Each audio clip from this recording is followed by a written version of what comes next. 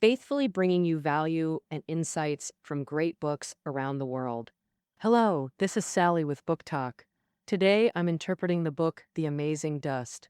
Typically, dust refers to particles smaller than 500 micrometers, or half a millimeter. In daily life, the dust we deal with most is what settles in our homes, just like a poem says.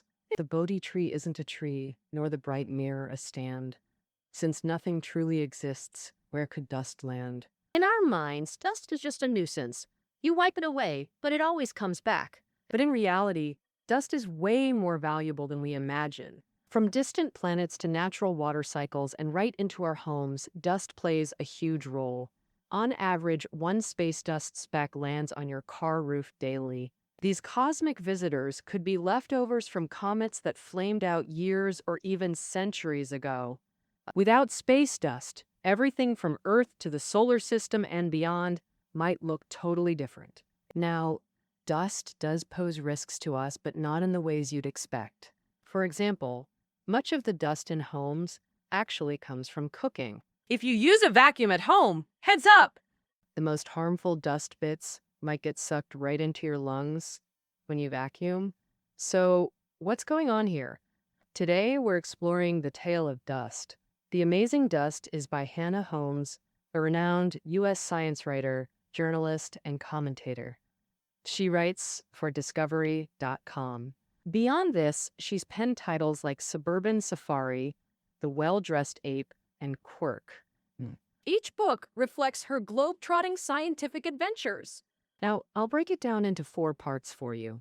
Part 1, What Dust Lurks in Our Homes. Part 2, How Industrial Dust Harms Our Health. Part 3, Key Dust in the Natural World. Part 4, Dust's Role in the Cosmos. First up, let's dive into Part 1, Dust in Our Homes. The EPA dropped a bombshell. Indoor air is often dirtier than outdoor air. In some homes, it's up to 100 times more polluted, packed with dust. Polluted houses rank among the EPA's top 5 health hazards. So, what kinds of dust are actually in our homes? For example, during cooking, baking, grilling, frying, they all produce massive amounts of tiny particles, thinner than a fraction of a hair's width or even smaller. They're food particles. These are degraded particles from heating. Of course, not all cooking particles harm humans, but if food burns, that's when trouble starts. A study found that Chinese women who regularly fry foods have a 9 times higher lung cancer risk than those using other cooking methods. This happens because some plant-based oils turn into smoke with mutagens, which boost cancer chances. When animal muscle tissue is cooked too hot or too long, mutagens form too, mostly sticking to food and being eaten. Besides cooking dust being unhealthy, vacuuming during cleaning often creates more dust. For instance, some homes use old vacuums without HEPA filters. What happens then? It means sucking in while spitting out because the vacuum's strong suction stirs up dust, but if the filter pores are over 2.5 microns, PM 2.5 easily leaks through. Scientists estimate that such vacuums can leak 10 times more dust than in heavily polluted city air. If the vacuum kicks up dust with allergens, it can worsen asthma symptoms. Another example, carpets in some homes are way dirtier than you'd imagine. Per square meter, carpets hold 8 to 170 grams of dust deep inside. Dust deep in carpets can get kicked up by footsteps, polluting the air again and settling on smooth floors. Dust on floors is easier to vacuum up, but dust on carpets sinks into the fibers, making it hard to clean. If you have young kids, they'll breathe in this dust bit by bit, because before learning to walk, kids spend nearly half their time crawling on the floor. The other half, they're constantly sucking their fingers. Scientists found that a child aged 2 to 5 can ingest 15 to 20 milligrams of dust daily, up to 50 milligrams at most. But don't worry too much. If your home dust isn't laced with deadly pollutants, it can actually benefit kids. Studies show that kids crawling in slightly dirtier spots at home develop stronger immune systems earlier and have lower asthma risks as adults. But floors with lead, pesticides, or secondhand smoke compounds can cause delayed development, nerve damage, or cancer in children. Many homes have no lead items, and city fuels are lead-free, yet lead appears on floors. How? Some comes from old peeling paint, but most blows in from outside. Road dust in some cities still holds lead from the leaded gas era. That covers the dust we encounter at home. Now for part 2, industrial dust. First, asbestos fibers. You might not know the name, but they're everywhere, woven into insulation, soundproofing, or mixed into fireproof boards, cement, and asphalt. Its widespread use meant many factories making health hazards for workers extremely common. In the U.S., 3,000 workers die yearly from asbestos-related lung cancer. Fibers can lurk in lungs for 10 to 20 years before causing cancer. Many victims never worked with asbestos. They just lived in towns with the industry. The amount they passively inhaled was enough to act as a slow killer. Then there's granite work, cutting quartz with grinders. Silica dust inhalation causes silicosis, killing 40,000, 50,000 globally each year. Talc workers get talcosis, potters get pneumoconiosis, and welders develop siderosis. In siderosis, lungs accumulate iron and tarnished silver particles. Textile workers develop bisonosis, brown lung, after 10 to 20 years from inhaling cotton dust and plant fibers. Farmers might develop farmer's lung from hay dust and mold spores in barn feed. You'll find that nearly every occupation dealing with specific dust, long-term, has a corresponding lung disease. Our bodies actually have self-cleaning functions. Otherwise, with all the dust we inhale daily, our health would have collapsed long ago. So, why can't workers resist this dust? It relates to the body's dust defense mechanisms. The first defense is hair and nasal mucous membranes. If dust slips through, there's a second line. Throat-captured dust gets swallowed with saliva, travels to the stomach, and exits the body. Even when air enters the windpipe directly, much dust sticks to the mucus on tracheal walls. If not stuck, as the windpipe branches into smaller bronchi in the lungs, dust inevitably gets trapped by mucus. Within a day or two, upward pushing mucus along windpipe walls sends this debris to the throat, directing it toward the stomach. Sounds effective, right? But here's the catch. Scientists found some dust slows mucus movement, like cigarette smoke, giving dust more time to damage respiratory tissues. Some fine dust can reach alveoli, the tiny air sacs at bronchial endings. If you combined all alveolar walls, they'd cover a tennis court. Dust can linger there for years, and since alveoli lack mucus, they can't expel it. Luckily, immune cells called macrophages guard each alveolus. They swallow invaders and carry waste to lymph nodes or mucus-clearing tissues.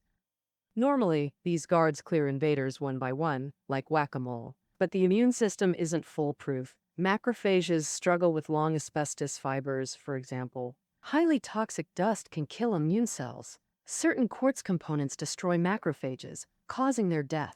Dead cells get released again. Then a second wave of macrophages rushes in, only to meet the same fate. When repair cells, those fixing damaged tissue, arrive and build fibrous networks around dead macrophages and quartz dust, the battle pauses temporarily. In the lungs, quartz powder, macrophages, and repair cells accumulate more and more, forming a 6-millimeter wide nodule together. When these nodules cover the entire lungs, they reduce lung capacity. In severe cases, lungs are covered with such nodules, even oozing pus. Workers exposed to quartz dust for 10 to 20 years may develop silicosis, leading to lung fibrosis. Repair cells form overly dense networks, preventing oxygen from entering the blood. Then patients need ventilators and may eventually die from suffocation or heart failure. So never underestimate dust. Given the long-term effects on the body, factories must comply with dust control standards, and individuals must take protective measures.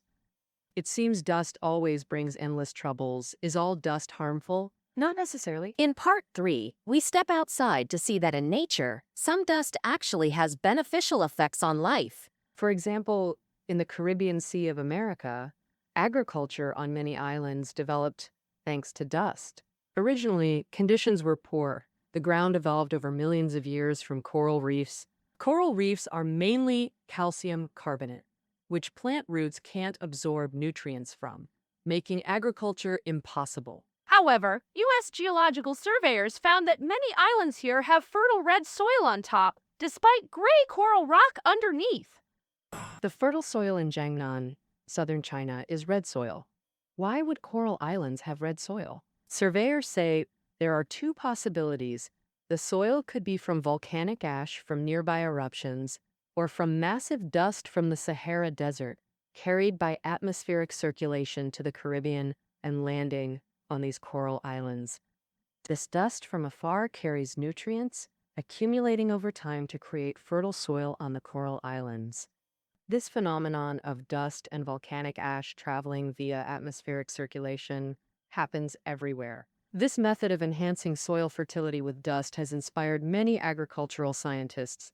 They developed a method called land remineralization, adding minerals to soil to restore nutrients to highly degraded land. This technology has improved soil conditions in many countries. Dust doesn't just work on the ground, it plays vital roles in the sky too. Mainly by cooling and humidifying Earth. The atmosphere is full of water molecules, but they struggle to connect. Forming raindrops requires 300% relative humidity. And what does that mean? At 100% humidity, if you leave water on a table, it won't evaporate at all. Above 100%, water vapor condenses on its own, actually adding to the water. See how tricky that is? That's why airborne impurities and particles matter. They give water vapor something to cling to, so water molecules bond much easier. These helper particles are called cloud condensation nuclei. Sulfur particles, specifically sulfate particles, make the best nuclei. One tiny sulfate nucleus can gather over 1 million water molecules. Industrial emissions and car exhaust contain these sulfate particles. They don't just boost rainfall, they crucially cool Earth. A natural disaster proved this dramatically. In 1991, Philippines' Mount Pinatubo erupted 20 million tons of sulfur dioxide, the century's largest blast, double all global volcanoes' annual output. By next year, a thin sulfur layer lingered globally, reflecting over 5% more sunlight into space. In 1992, this cooling effect dropped global temperatures by 0.75 degrees Celsius. This inspired climate scientists. They proposed spraying liquid sulfur dioxide through a 30-kilometer tube into the stratosphere 10 to 50 kilometers high to cool the Arctic and slow global warming. With stratospheric winds reaching 160 kilometers per hour, sulfur mist could blanket Earth in just 10 days. Sounds pretty wild, doesn't it? That's actually nothing. Scientists estimate humans emit at least 200 million tons of sulfur dioxide into the atmosphere yearly. We only need to send 0.05% of current emissions, 100,000 tons of liquid SO2 higher into the sky to cool Earth. But deliberately spraying SO2 makes many people uncomfortable. No problem. Here's Plan B, cloud making. Scientists calculated that by using water molecules in artificial clouds like tiny mirrors to boost ocean cloud reflectivity by 10 to 12%, reflecting sunlight instead of letting it reach Earth, we'd get massive cooling, like when a cloud passes overhead on a hot day, giving instant relief. Same principle. While these sound far-fetched, they show how dust, like sulfur particles, plays a vital role in Earth's temperature regulation. Kate, now beyond Earth's dust, what's dust's role in cosmic formation? Take our sun and Earth. Since the Big Bang, stardust, solid particles, scattered through space. Stage 1 of sun's formation. This dust first formed nebulae. About 5 billion years ago, galactic winds gathered dust into a nebula, just one of 4,000 giant clouds in our galaxy. Like Taurus and Orion, each dominates its own vast nebula. These nebulae hold enough gas and dust to create 1 million suns. Hence their nickname, stellar nurseries. But their size is staggering. Some span 300 or more light years, making gas and dust density incredibly low, about 1 trillionth of air density. How could such sparse material birth our sun? Stage 2, cold accretion of scattered stardust. Where did the cold come from? Because this dust was tiny, diameters near blue light's wavelength. You might recall absorption spectra. When white light passes through gas, the gas absorbs light, matching its spectral signature. Originally, dark lines appear in the continuous spectrum formed by white light. That's called an absorption spectrum. Stardust is the same. This characteristic makes it absorb some visible light, like blue light and ultraviolet light, while also emitting infrared rays. So, in a newly formed nebula, stardust acts like countless tiny radiators, constantly expelling heat from the nebula's center. Thus, the nebula's center gradually becomes one of the coldest spots in the universe, with temperatures hovering around a bone-chilling minus 263 degrees Celsius. At this point, matter starts sticking together, entering the third stage where aggregated stardust begins to change. Stardust in the nebula's center is like a lab bench. Atoms land one by one on the dust, waiting for companions to meet and collide, growing steadily in the darkness. Forming larger and more complex molecules, new atoms keep creating molecules. Some cling tightly to the dust surface, and by chance, a beam of ultraviolet light hits them, triggering chemical reactions. Producing even larger molecules, bigger molecular structures tend to be more stable. So, what molecules are included? Possibly ethanol, nitrates, or even amino acids, the building blocks of proteins. This is a very slow process. In the fourth stage, the sun begins to form from the icy center of the nebula. At this point, the sun is like a large grain of sand, trying to hatch from the thickening interstellar gas and dust. Its womb, the nebula, is about 1.6 kilometers wide. The sun's core slowly coalesces. As it collapses inward, gravity strengthens, causing even more collapse. Under such high pressure, gas molecules move more violently, raising the temperature.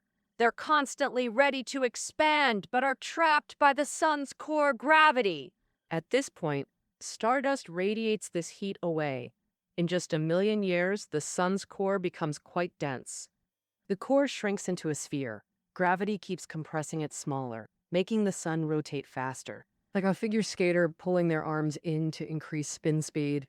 When the rate of temperature rise from immense pressure exceeds the cooling rate from the cold outer shell, the sun's internal temperature soars and it starts to shine brilliantly. You might notice that in this fourth stage, stardust seems uninvolved. But actually, Earth and other planets' birth is deeply connected to the stardust shell shed by the sun. Some of that stardust shell, which once obscured the sun, was blown into space after solar addition began, but scattered dust particles remained. Around the sun, a giant donut-shaped ring encircled it. After the sun formed, dust particles in the ring grew larger. Rock powder, metal grains, sapphires, even diamond particles, all orbiting the sun, suspended in river-like streams of interstellar gas. Near the sun, each cubic centimeter contained hundreds of millions of interstellar dust grains and gas molecules.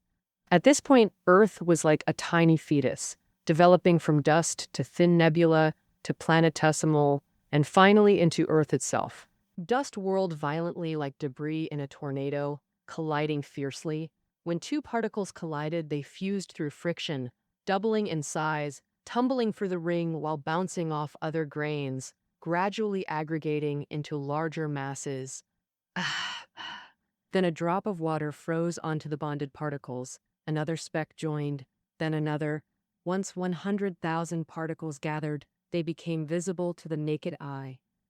And within a century, ambitious dust grains reached a yard, 91 centimeters, in width. As this large grain merged with countless others, once aggregates reached a mile, 1.6 kilometers, a thin nebula formed. Earth's precursor, a small planetesum. It endured millennia-long waits between encounters with other planetesimals. Similar orbits and mutual gravity increased merger opportunities. Collisions weren't destructive. Instead, minerals and metals from stardust melted and solidified with similar rocks. After another 20,000 years, hundreds of moon-sized bodies dotted the solar system, including Earth's precursor. 10 million years later, only a few large planets remained: Earth, Mars, Mercury, Venus, voraciously absorbing leftover planetesimals. Only rare rocky asteroids escaped, orbiting between Mars and Jupiter to form today's asteroid belt. This is the general process of how the Sun and Earth formed. You can see how crucial the gathering, collision, and fusion of dust particles were in this process. The Sun was born from a nebula formed by interstellar dust, and Earth coalesced from stardust of similar composition. The most beautiful part is that when a star reaches its end, it expels more stardust into the galaxy. Like dark fireworks bursting across the sky, stardust from dying stars becomes material for the next generation of celestial bodies, like new suns or Earths, cycling endlessly. How wondrous dust is! That concludes our interpretation of this book. Reading notes are below the audio. See you next time.